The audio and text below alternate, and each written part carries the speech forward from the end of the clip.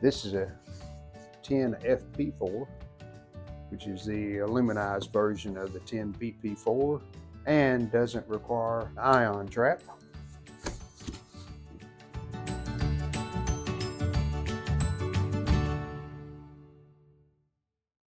Welcome back to part 3, 1949 Crosley Model 9-424B. We have a little issue with the speaker. You can see the terminal's broke where the wire connects. So I'm gonna pull it out and we'll see if we can repair that. 1/4-inch nuts.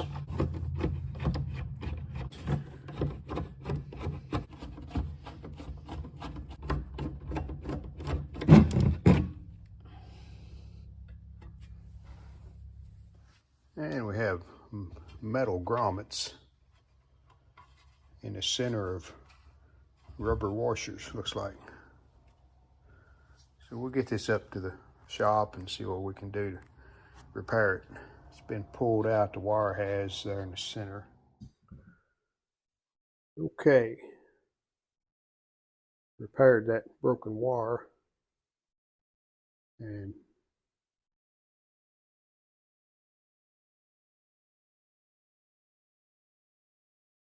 so let's get the meter and see if this speaker still checks resistance. Yep, that's a 4-ohm speaker. Okay, here's what I'm going to do. Phono jack, phono plug.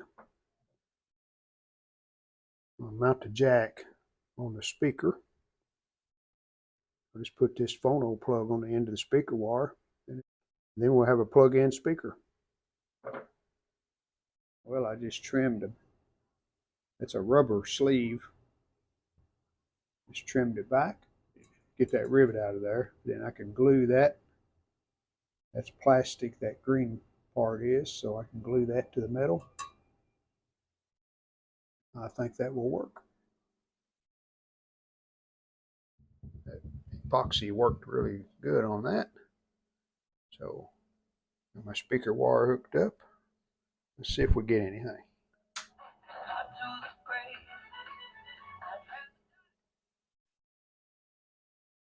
All right, good deal. So the speaker's fine. See if we can clean this rust off where these grommets have rusted to the speaker. Well, we got the inserts out.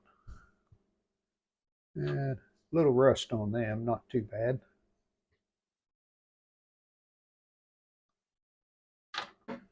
These are rubber grommets. And a little WD-40 on those grommets after I cleaned the rust off. Yeah, those cleaned up okay.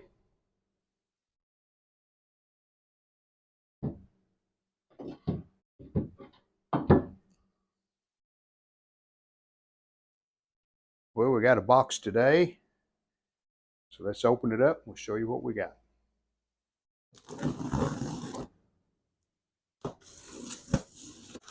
Parts are getting kind of hard to find for these old sets.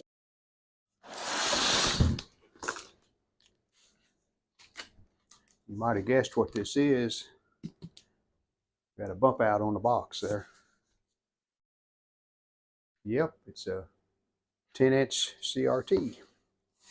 This is a 10FP4, which is the aluminized version of the 10BP4. And doesn't require ion trap. If we can get this out of here, we're going to put it on the tester.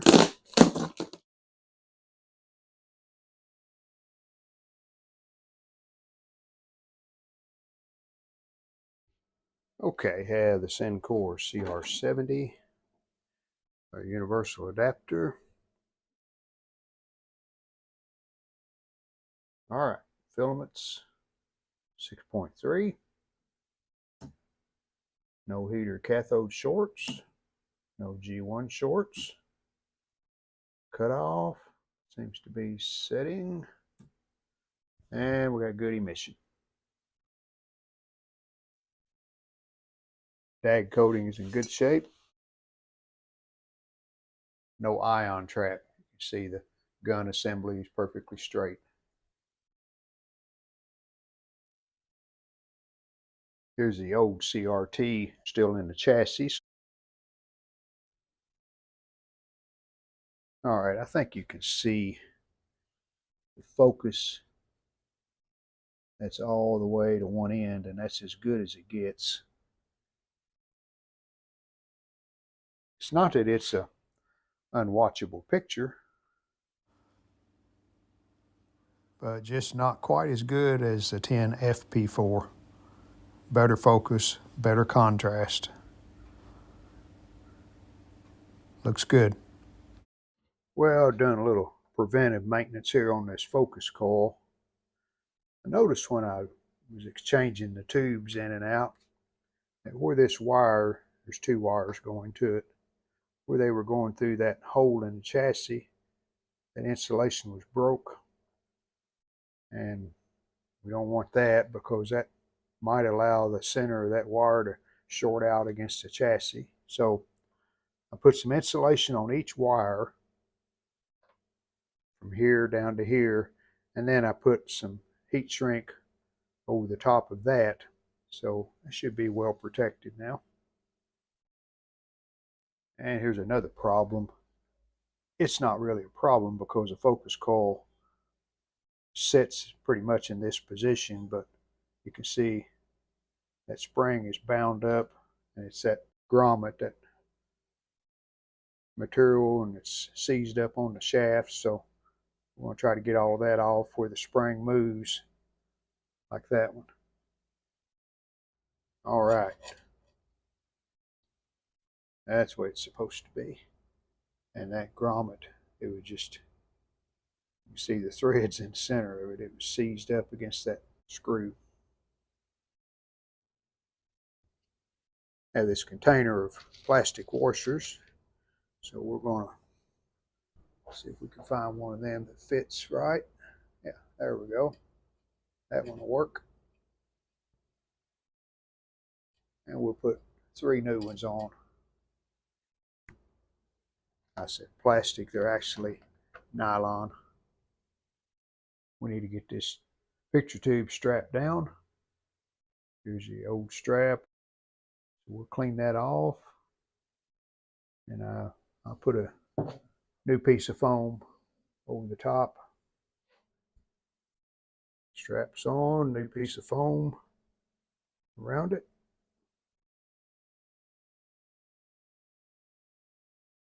And there is a spacer, cardboard spacer. It goes inside this focus coil to space the tube against it. And without the ion trap to push up against it, I just put tape around it to hold it.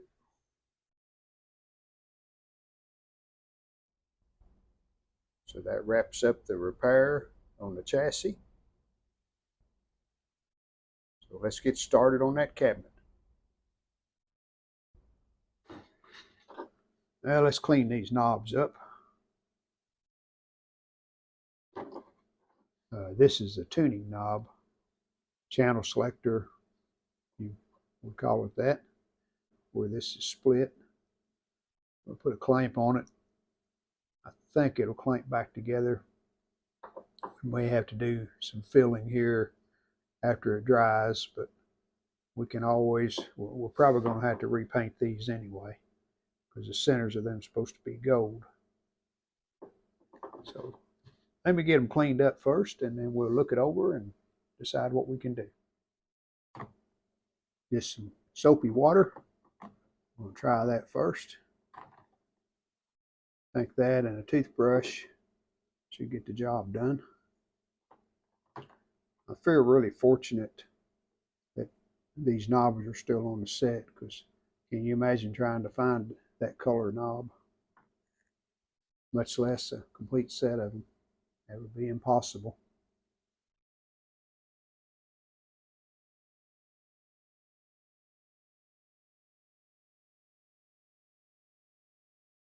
I didn't notice this before I cleaned it, but this knob, it's split. You can see split right there and split on the other side too. The other three knobs seem to be okay. Now I think we're missing an insert out of a couple of them, but I have some inserts. Channel selector is a problem. You can see it's split, really big split right there. And then we got a smaller split over here. So it's going to require a little bit of ingenuity to get all this put back. I'm going to try to glue this one first.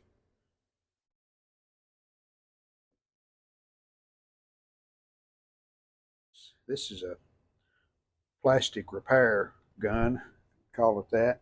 It's got little staples that heat up. You can use it in plastic and it'll hold the piece together. So we've got it close enough to where it needs to be. So I'm going to try this. We're going to put it across that break like that. See if that works.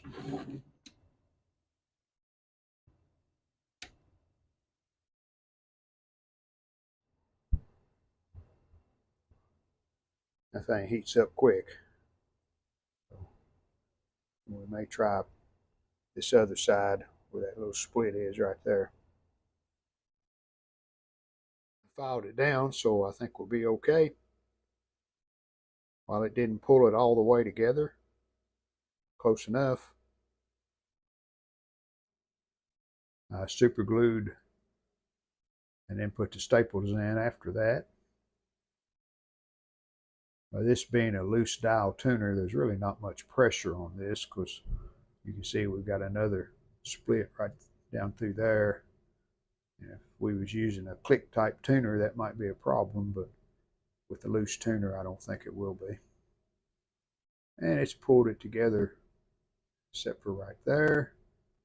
And that's doing about all it's going to do. I can't really do any more with that. And these cracks, I'm going to be repainting this gold. I may try to fill those before I paint them. This plastic repair tool, pretty neat. I have 4 different types of staples. Fit in the ends of it. Heats up really quick. Does a good job. That's what it's called a plastic welding gun. Well, here's what I did on these cracks. Not finished yet. Just filled them with this brown paint. May take a couple of coats, but we'll cover the cracks and then we're going to use spray paint for the gold. And this paint is pretty close. It's a little darker, but if you put it on and wipe it off really quick, it'll go down in those cracks and not show up too bad. The edge of this knob, I think you can see, it's like it's been mashed, kind of pushed over on the outer edge. So I'm just going to take a utility knife and try to trim that part that's mashed over.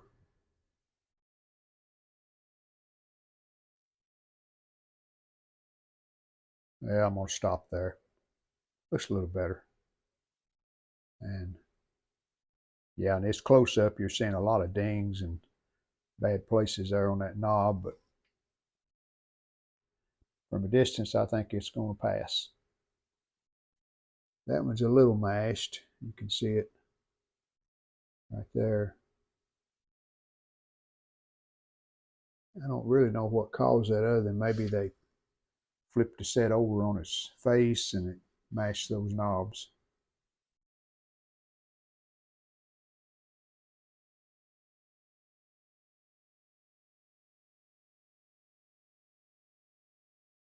You notice I haven't taped up the edges really close. I just got the main part of the knobs taped up. I'm going to spray the gold, then before the paint dries, I'll bring them back inside and I'll just wipe this edge off.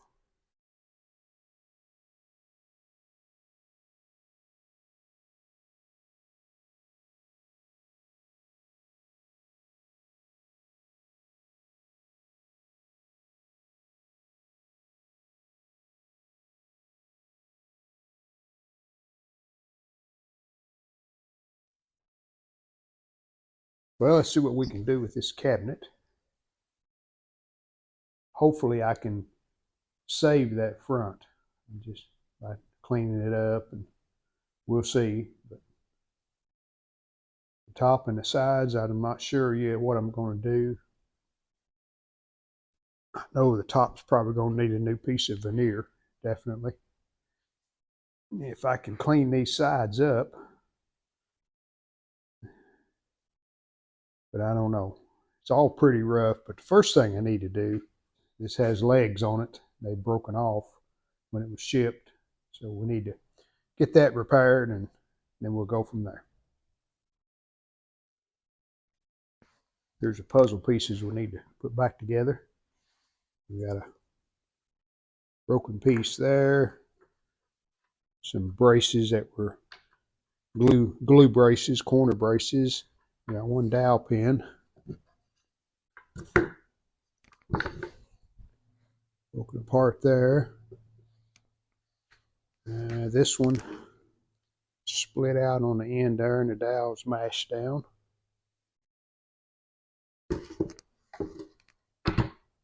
The other end's almost the same way, except that's probably that dowel that I found right there. It goes in that hole. Well, the first thing I noticed on this cabinet, I thought, well, this is broken loose, but it's not.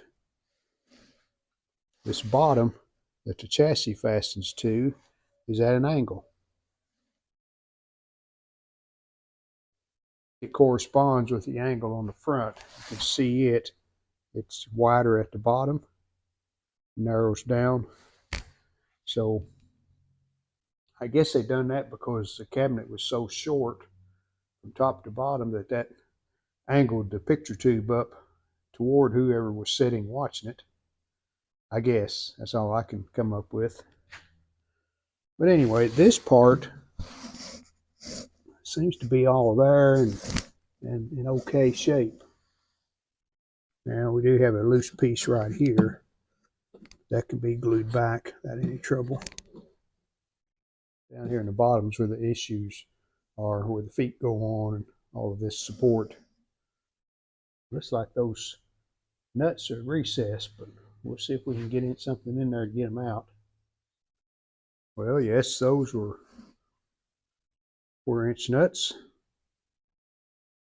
And no problem taking that out. I can't really believe that that was that glossy and sparkly when it was new. I found a couple of sets online that had this type surround, and let me show you them. This first one is off of a blonde cabinet set, and this one is off of a mahogany finish set.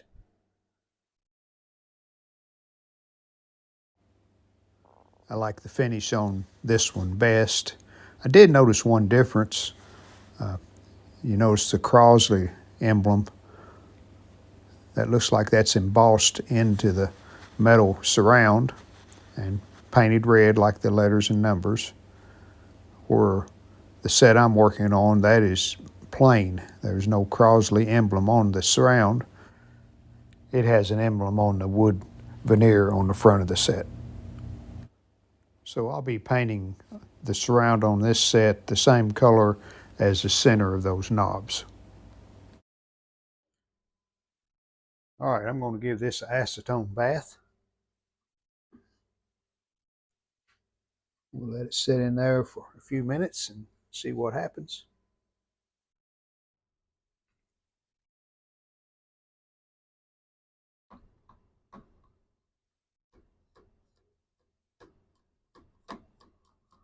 Well, I think that's proof of the original color.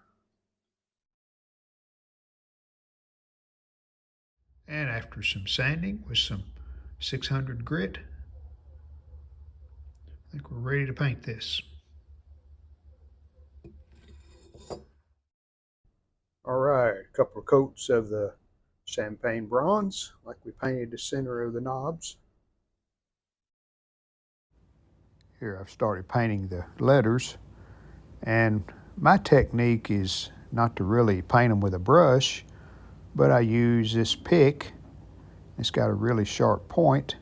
I just dip it in the paint and then let the paint run down in that recessed area where those letters and numbers are. There's a 7-13.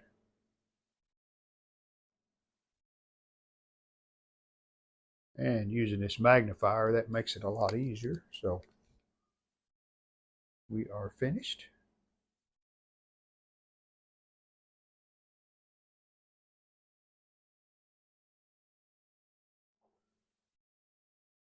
And there's the knobs and the channel surround. Yeah, we didn't get all of the cracked places out of that knob, but it looks better.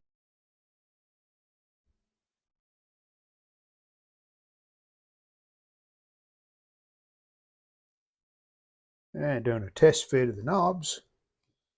We had to put an insert in this one, but fortunately we had one.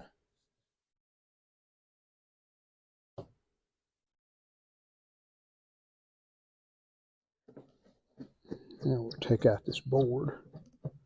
Just straight slot screws. This is the front. And the glass went in right like that. Let's see if we can get this glass cleaned off.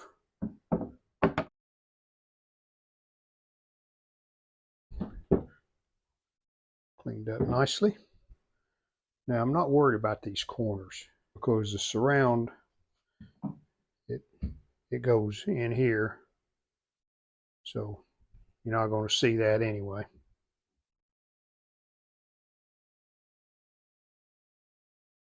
These are just braces, of course, go in. There's that piece that I found. It goes on the end of this brace. Like that. Just plywood on the sides with the veneer on the outer part. And we'll just put some glue in here and glue that back. And we need to get this straightened up. That goes in that groove right here. So that can easily be slid back where it needs to be. You see this side. So that's where that goes. It goes down here. And there's our piece that we found. Goes right there.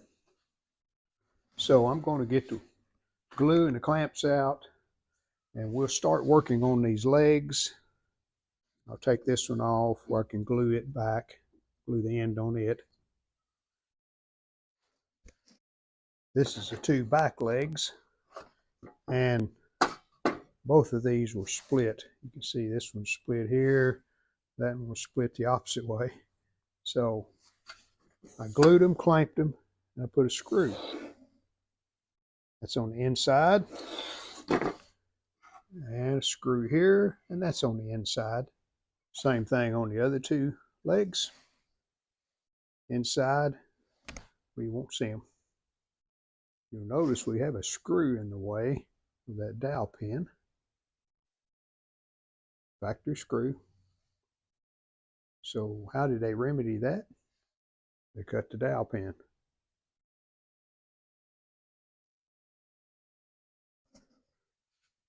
All right, that's all we can do for now.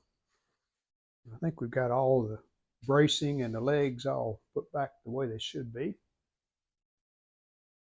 So we'll let those dry, and then we'll put all this back in the cabinet, get it all glued in and tightened down. This loose inner part of the plywood, just glued it back and got a block on it. Well, our glue is dried on the pieces that we repaired. And I'm trying to decide how I can get this back together. I think we'll have to put the leg assembly on this side first. And then I've got to slide this piece from here, slide this piece in that groove.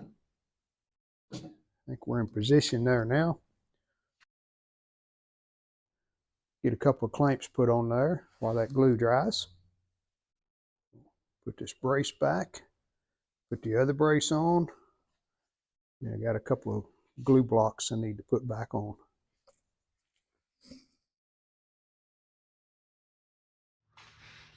We're back together. Had some separation here. This was pulled over, so glued that too. And I noticed something else. Veneer is loose there. I think I'm just going to glue it back. Yeah, it's chipped, but I'll worry about that later. Right now I need to get that glued back because the veneer goes on the outside of this. That's a thin piece of plywood. Hey, that's going to be it for part 3.